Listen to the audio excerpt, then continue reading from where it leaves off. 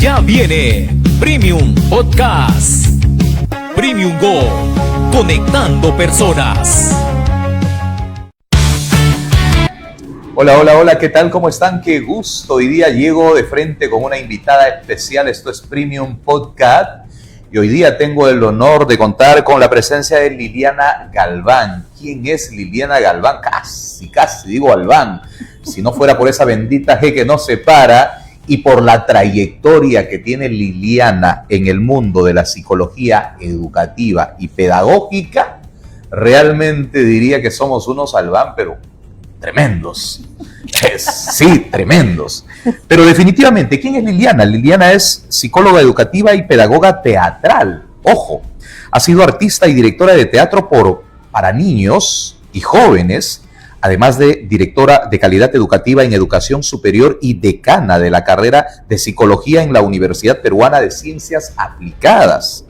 Ha sido también asesora de arte y cultura en el Ministerio de Educación y evaluadora de proyectos de transformación cultural en el Ministerio de Cultura. Además, ha sido especialista en diseño curricular y metodologías para el aprendizaje en artes, promotora de la creatividad, de la innovación. Además, es conferencista internacional y pedagoga espiritual. ¡Wow! Espiritual. Actualmente se desempeña como vicepresidenta del Comité Ejecutivo de la Asociación Internacional de Drama, Teatro y Educación, directora consultora educativa y organizativa, asesora en educación artística de ProAdalit Consultores y presidenta de Arte de la Paz en América Latina y Yoga Chirini de Kriya Yoga. ¡Wow! Yo que he tratado de fusionar un poquito el yoga con mis rutinas de fit, lo que me llamó poderosamente la atención, y ayer tuvimos la oportunidad, perdimos el primer contacto con Liliana, porque justamente tenía una clase internacional que tenía que dar de yoga desde acá, de Pucallpa, imagínense. O sea, ella se va a cualquier parte del mundo y ella está con sus clases de yoga a sus alumnos que están dispersos en diversos países de Latinoamérica y Europa. ¡Wow! Liliana, un gusto realmente. Ay, muchas gracias, Roberto. Qué gusto estar acá contigo conversando hoy día. Sí, pues hablemos un poco de educación. Y me dicen que tienes un promedio de 50 años de experiencia. ¡Wow! A ver, ¿cómo enfocamos el tema? Nos vamos directamente a cómo es que la psicología educativa y la pedagogía transmutan en la parte teatral. Sí, mira, yo terminé la carrera de psicología y tuve la oportunidad de empezar a trabajar con niños a través del arte, ¿ya? Porque tenía siempre esta pasión de el arte, el teatro, la danza, tanto así que yo enseñaba en la Universidad Católica, en la Facultad de Arte, el curso de psicología y en la Facultad de Psicología los cursos de arte. ¡Oh, wow! Psicología del arte. A ver. Así. ¿Y cómo hacías para fusionar una cosa con la otra? Por ejemplo, cuando estábamos en la Facultad de Arte y tenía que enseñar psicología, entonces les decía, fíjate, las formas de enseñar y de aprender cambian de acuerdo a la audiencia, al contexto. Entonces tenía artistas que en general en otras clases se dormían cuando eran teóricas. Entonces yo decía, ¿cómo hago para despertar esa inquietud en los jóvenes? Entonces, por ejemplo, les decía, vamos a hablar sobre la fisiología del miedo. Ok. O sea, ustedes van a dibujar lo que yo les voy a describir, cómo es la persona cuando tiene miedo. Protuberancia ocular, latido cardíaco, temblor, la sangre se congela. Y ellos hacían unos dibujos y eso era lo que ellos pegaban en las paredes y de pronto los estudiantes decían, ¡wow! Estamos aprendiendo a través del arte, de su propio dominio del arte, ¿no? Genial. Eso era con la Facultad de Arte. Pero cuando me iba a la Facultad de Psicología y enseñaba el curso de Psicología del Arte, ellos aprendían sobre el comportamiento a través de la psicología del color, cómo el color influye en nuestro comportamiento, a través de la psicología de la forma, cómo las formas y los espacios pueden modificar el comportamiento de las personas también. ¡Caramba! Así es. Y entonces ellos ahí empezaban a encontrar cómo, por ejemplo, una línea recta o una línea puntiaguda podía ser una línea agresiva en el comportamiento humano. y como todas las líneas orgánicas, por ejemplo acá estas hojitas que están en este espacio tan bonito, te generan una especie de tranquilidad, ¿no? De armonía, están entretejidas. Entonces todas las formas, los colores, los objetos tienen un significado psíquico. Los psicólogos fascinados aprendiendo del arte. Pero esto en el tema superior. En educación superior. Ok, pero a ver, aterricemos un poquito a nuestro contexto real de las políticas educativas de nuestro país, Sí. en donde las realidades nos enfrentan con una cruda verdad en la que la educación no está a la altura de las circunstancias, porque si nos ponemos a analizar un poco el contexto de cómo estamos en comprensión lectora y matemáticas, nomás nos presenta una radiografía, no quiero llamarla en cuidados intensivos, pero definitivamente pese a que el Estado ha hecho un esfuerzo en mejorar los sueldos de los docentes mediante una carrera pública magisterial, pero la educación, ¿qué está pasando? A ver, dame tu mirada desde la perspectiva psicológica con tus 50 años de experiencia que tienes en este proceso de transmutación, porque caramba, son 5 décadas, Claro, Liliana, claro. y tienes una mirada mucho más anacrónica respecto a la realidad de nuestro país. Sí, mira, yo he visto cómo la educación ha ido cambiando en estos 50 años, Claro, de una son 5 educación, décadas. sí, de una educación muy vertical, centrada en la enseñanza, centrada en el docente, lo que el docente sabe hacer, Ujú. y de qué manera le transmite al estudiante una serie de conocimientos, y el estudiante escucha, repite, memoriza, a una educación que empezó a despertar, en donde empezó a centrarse en el estudiante, evidentemente, y empezó a buscar nuevas metodologías para que aprendan, entre otros. Entonces, si vemos el aprendizaje activo en los años 80 a 90 fue un boom en la educación. Era qué actividad el docente hace para que el estudiante pueda procesar un poquito más lo que el docente le está diciendo, ¿no? De qué manera puede empezar a despertar su curiosidad, puede analizar, y ese era un aprendizaje activo. Pero después, 90, 2000, empieza a aparecer otro tipo de aprendizaje, es el aprendizaje interactivo. Como estamos interactuando tú y yo, construyendo juntos, armando, desarmando, entonces la educación se vuelve más participativa, donde el docente ya no es una persona que facilita, sino que media el diálogo, la construcción entre los estudiantes. Y ahí es donde empieza a utilizarse muchísimos más recursos, y el arte para mí, por ejemplo, que conozco tanto el arte y que he vivido tantas experiencias del arte en el mundo, de educación artística en el mundo, y he escrito libros acerca de eso también, empieza a constituirse, empieza a aparecer como la posibilidad de que el aprendizaje se vuelva 360. O sea, si el estudiante está aprendiendo, no sé, algo sobre historia, que pueda dramatizar esa historia a través del teatro, que pueda grabar un video, ahora es que puede hacer un podcast, son medios artísticos, así ¿no? es. Entonces, desde siempre es como tú transfieres ese conocimiento a través no solo del lenguaje escrito o el lenguaje oral, sino de otros lenguajes, de lenguajes artísticos. Entonces damos una educación multimodal, con muchas posibilidades de expresión, ¿no? Dicen el ser humano tenía 100 lenguajes y al final se quedó con uno. Ajá.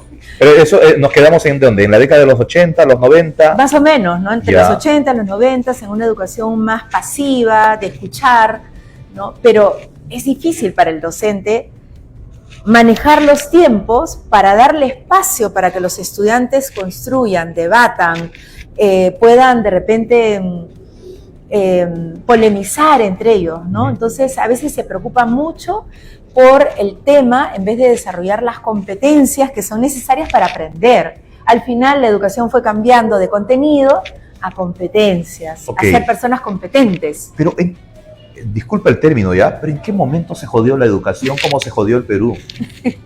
Porque, caray, o sea, teníamos gente tan cívica, tan amante a la patria, tan amante a la familia, tan amante a los principios, muy diverso en los valores, hasta que llegó la globalización, hasta que llegó la digitalización. Y hoy en día nos han facilitado todo, pero nos han quitado, o les han quitado a ustedes, los docentes, muchísimos derechos que tenían. muchísimas herramientas con las que ustedes desarrollaban su trabajo.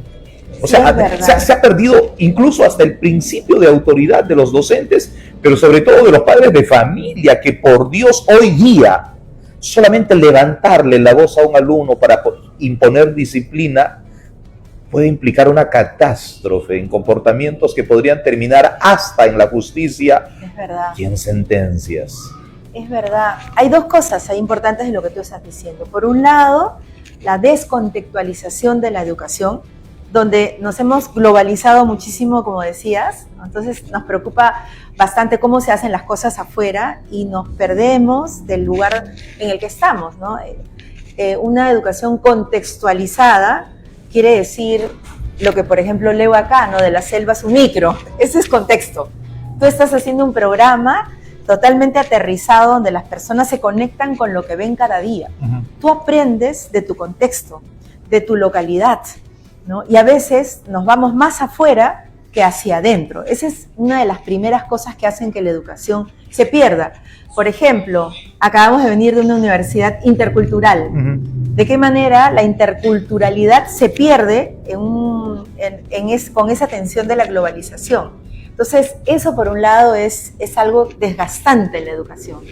Y el otro tema es qué está pasando con la educación, con la relación profesor-estudiante y padres de familia. Y padres de familia en esa trilogía, claro, ¿no? En donde se dicen que los padres a veces son de algodón, muy permisivos, y los niños de cristal. Y la responsabilidad que deberían asumir los padres se la pasan a los docentes. Exacto, ¿no? Y al docente se le exige que cumpla muchos roles, que sea estricto, que a veces no hay esa lo que debería de salir en casa. En la casa, ¿no? Que sean estrictos, rígidos, exigentes, que hagan hacer tareas, que hagan hacer tantas cosas que en realidad el docente nunca va a compensar lo que en la familia se puede hacer. Entonces los niños comienzan a verse como niños de cristal, no los puedes tocar así nomás porque... Pero si eso lo remontas un poquito atrás, pobre aquel niño que decía, mi profesor me ha castigado, y te caía el doble. Claro. Te caía el doble en casa. Ha cambiado muchísimo. Y es porque, bueno, los medios han hecho que tengamos más poder todos. Definitivamente, o sea, a través de los medios se puede declarar, se puede decir, se puede hablar, entonces ya incluso antes de un juicio tú puedes ganar una polémica a través de las redes, ¿no? Entonces todo eso te ha dado cierto poder que no necesariamente se sabe utilizar bien, ¿no? Porque nos falta esta educación cívica que tú dices, hemos perdido la conexión con lo cívico, ¿no? Estamos en una cultura de la inmediatez, de perder un poco nuestra conexión con nuestro origen, de dónde somos, quiénes somos, de dónde venimos, por qué estamos acá. Nos interesa más, por ejemplo, esta moda de los amantes de los coreanos. Claro. ¿Cómo se ilusiona la muchachada con los coreanos? Ni siquiera hablan todavía coreano, pero ahí están que mueren por los coreanos. O antes era pues por los grupos de Norteamérica, de cualquier lugar, menos lo nuestro. A ver, pues que me valoren pues un huayno, claro. que me valoren acá en la Amazonía pues una pandilla, ¿no? Claro. Un sitaracuy, un changanacuy.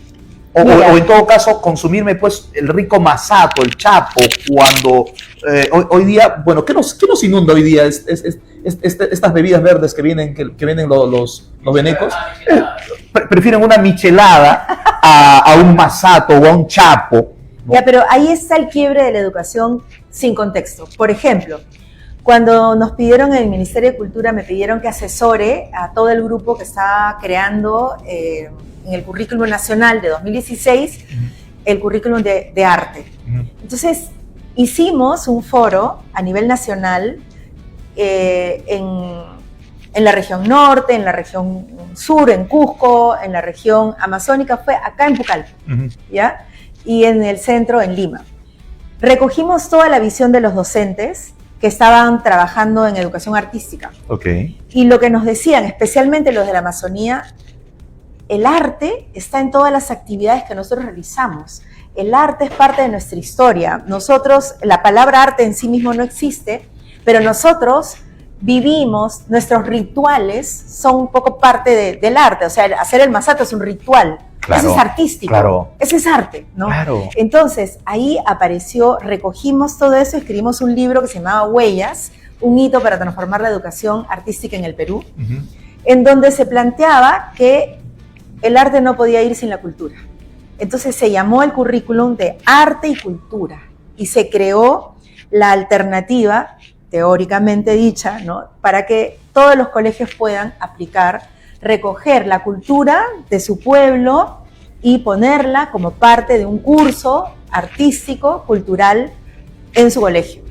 Entonces, todo eso está planteado en ese currículo. El problema es que a la hora de aplicarlo, estaban esperando tener profesores colegiados, profesores licenciados, cuando el que hace el masato no está licenciado. Hombre, en una universidad no te van a enseñar pues eso. Claro, Dios. pero te das cuenta que ahí se pierde la riqueza y el significado de lo que significa una práctica como hacer el casabe, claro, ¿no? claro. Como hacer la caguana y todas estas cosas, o como crear una maloca.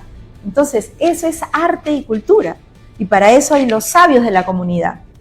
Entonces, estos sabios de la comunidad son maestros. Pero ¿cómo le hacemos entender a estos tecnócratas, asesores de altísimo nivel, que ganan el triple de lo que ganas? Claro. Pero que no aterrizan a la realidad y a la cosmovisión Exacto. de un país pluricultural, de un país multilingüe, de un país en donde enseñar de una manera centralista le está haciendo mucho daño a su población? Claro, pierdes compromiso, pierdes... ¿Cómo voy a amar lo que no conozco, no Liliana? ¿Cómo voy a amar algo que no es mío, que no lo siento mío? Y por eso que dices es que no, la ciudadanía, o sea, tenemos una debilidad enorme con el tema de la ciudadanía. Se ha debilitado a la familia. En este cambio de constitución que tenemos hoy en día, en donde antes la célula básica de la sociedad fundamentalmente era la familia, y ahora ha quedado desplazada la familia para darle los derechos constitucionales a la persona humana, a la persona en sí. Sí. Sí. ¿Y la familia? La familia es el centro de ese ecosistema, en realidad, ¿no? Y estamos delegando. Pero el mundo entero se ha debilitado. Se ha debilitado. No estoy hablando solo de Perú, el mundo entero se ha debilitado. Pero mira, ha pasado un acontecimiento que fue la pandemia, donde la familia se sintió atrapada y donde la familia tuvo que empezar a despertar. Pero eso ha sido un añito, 2 añitos. Ha sido nomás, dos añitos que nos sacudieron. Nos ¿no? sacudieron, pero de ahí volvimos a lo mismo. Y por eso, a partir de ese evento, se han identificado unos deterioros enormes a nivel socioemocional. Y todavía hay secuelas. Porque el estudiante necesitaba más su colegio que su familia. Sí. Entonces, cuando han regresado al colegio, han perdido esos vínculos que se habían construido. Entonces, ahora, por ejemplo, hay una tendencia enorme, en todas partes escuchas, y las consultorías que me piden, necesitamos desarrollo socioemocional en los docentes, en los estudiantes, porque los chicos necesitan contención emocional. A ver, Liliana, en ese contexto, tú que eres la experta en el tema, la ley dice en el país, debe haber mínimo un psicólogo en cada institución educativa. ¿Cierto o falso? Es cierto. Es cierto. Y entonces, ¿por qué rayos no se implementa? Porque tenemos, acá en Ucayali, tenemos un promedio de 1.500 instituciones educativas, pero solamente tenemos un promedio de 365 psicólogos. Claro. Y los psicólogos que hay mayor cantidad en Lima. Por eso te digo, solamente no para hacerte un referente, nada viajan. más del diagnóstico de Ucayali.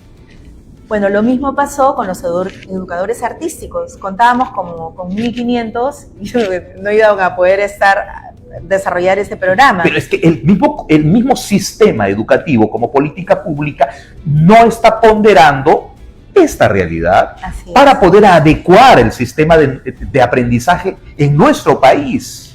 Así es. Entonces tenemos que adecuar, tenemos que peruanizarlo, contextualizarlo, aterrizarlo a los diferentes pueblos, a las realidades y contar con las familias desde otro lugar, definitivamente, ¿no? Eso está pasando en todas partes. Debemos retomar a propósito de que este 2026 ingresamos a una nueva etapa, después de casi 37 años vamos a retornar a la bicameralidad. ¿Crees tú que deberíamos nuevamente retomar ese derecho fundamental que le estamos dando al ser humano, a la persona humana dentro de la Constitución, devolviéndole a la familia el derecho que le corresponde? Mira, son temas tan cruciales y tan polémicos, porque depende de qué es lo que se entiende por el ser humano.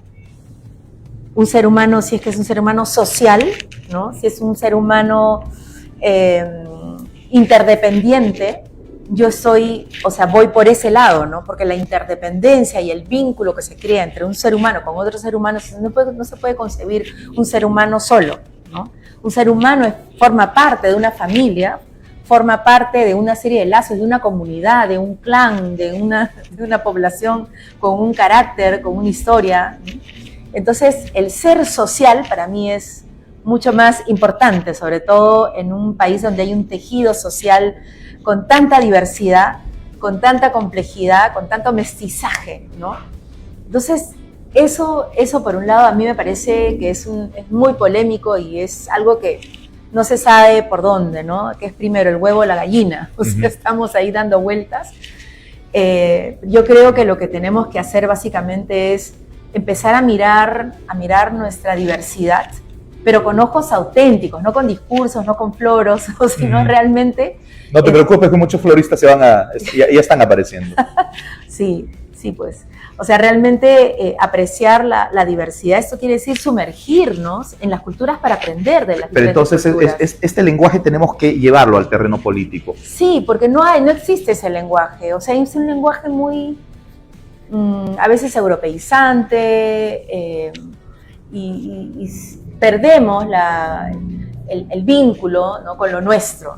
Por ejemplo, ahora que hemos venido acá a Pucallpa con una película, ¿no? Que es Xiringa, lo que nosotros estamos tratando es de rescatar memorias, porque eso te crea sentido de pertenencia. Eso hace que tú empieces a darte cuenta de dónde vienes, cuál es tu origen. Si yo nazco de algo... Por ejemplo, el caucho tuvo mucho que ver en la creación de pueblos de ciudades, como Pucallpa, ¿no? De regiones, como la amazónica. Entonces, ¿qué tengo yo que ver? O sea, ¿cómo me descolonizo de esta historia? ¿Cómo tomo conciencia sobre el poder del extractivismo, ¿no? en mi contexto? ¿Cómo hago que en el colegio, en la educación, se cuenten las historias? ¿Cómo hago que mi familia empiece a contar las historias? ¿Cómo hago para que nosotros podamos reconstruir y construir juntos, ¿no? Y no seguir con mentalidades estudiando cosas de fuera, cuando tenemos mucho que hacer desde dentro, cuando nuestros propios padres pueden ser los educadores artísticos, ¿no? de nuestros hijos. Yo tuve una escuela que se llamaba Integrarte, ¿ya? Y aprendíamos a través de las artes y teníamos padres de familias que participaban en la educación. Ellos tenían que dar una clase, ¿no? De todas maneras, una vez al año, 1 o 2 clases al año. Ellos pasaban por talleres de padres donde ellos aprendían el modelo educativo que nosotros estábamos enseñando. Ellos aprendían a través de las artes. Entonces, el colegio tiene el deber de transmitir ese modelo educativo a sus padres para que los padres puedan entender de qué se trata y puedan defender juntos un modelo educativo, un modelo de aprendizaje, ¿no? Ser aliados estratégicos. Correcto. No contraponernos, sino ser verdaderos aliados. Cerremos, Liliana. Lamentablemente el tiempo es un tirano en la comunicación, ni siquiera en las redes sociales, que son infinitas. Pero, conclusiones. Bueno, creo que aquí creo que tenemos que tener conciencia de armar un ecosistema de aprendizaje, ¿no? Donde realmente conversemos, utilicemos nuestro lenguaje, el lenguaje de cada región, ¿no? Utilicemos los lenguajes del arte, por ejemplo, para poder aprender en una educación 360, no educación de solamente hablar y escuchar y escribir, ¿no? Sino una educación mucho más activa. Me gusta mucho que ustedes hayan, en en el College Premium hayan introducido lenguajes artísticos audiovisuales, por ejemplo, para poder aprender, ¿no? Entonces, crear un ecosistema que converse, que dialogue, ¿no? Y que integre a los diferentes actores de la comunidad, a los padres, a los sabios de la comunidad, a los políticos, pero para que vayan a clase. Bien, ¿ah? Bien. Para que vayan a clase. Y Liliana sea su maestra ahí, caramba. Caramba. Liliana, quiero agradecerte la diferencia Gracias, que has tenido. Roberto. Ha sido realmente un placer, un gusto Encantada. y un honor, Ay, sobre gracias todo por a ustedes. la experiencia que tienes en todo este campo de la psicología y el arte, que es también parte de mi esencia, sin duda. Y creo que lo que hoy día aprendimos con Liliana, porque hoy día he aprendido muchísimo con ella, y no solamente porque sea Galván, sino porque necesitamos realmente llevar al terreno político para que las políticas públicas se rediseñen. ¿Estamos por reconstruir nuestra historia con este tema de la bicameralidad? Puede que sí, porque lo que van a hacer los diputados y lo que van a hacer los senadores, los que van a proponer y los que van a aprobar las políticas públicas enmarcadas desde la perspectiva de la educación, pues hay que darle una mirada que realmente nos permita llegar a ese pueblo que lo va a elegir el próximo mes de abril del 2026. Así que lo que hoy día hemos hablado solamente es el hilo de la madeja de lo que tiene que venir por delante, y allí quiero comprometerte, Liliana, por favor, en que seas una interlocutora nuestra para promover estos espacios que necesitan, porque esta es una mirada no solamente local, esta es una mirada nacional, en la que el contexto de la educación tiene que ser diversificado, no desde una mirada centralista, desde la Lima centralista, desde la Lima que creen que Lima es el Perú, y no es así. Lima no es el Perú. Y por favor, ya recuperemos lo que nos decían en el pasado. Si nos jodimos en el pasado, hay que recuperarlo, pues. Hay que hacer algo para reconstruirlo. Y aquí estamos, los pensantes, los que realmente debemos de llegar a ustedes en su conciencia, y principalmente ustedes, señores políticos, ustedes, los que tienen que ayudarnos a construir, porque somos nosotros los que votamos, los que cada 5 y 4 años decidimos quiénes son los que nos van a gobernar, los que tienen que ayudarnos a transformar y a recuperar ese Perú profundo para llevarlo a un sitial, a un nivel mucho más preponderante. Gracias, Liliana, una vez más. Muchas gracias. Cerramos. Esto ha sido Podcast, Premium Podcast, tratando la psicología educativa en el aprendizaje. Nos vemos en un siguiente programa. Chau, chau.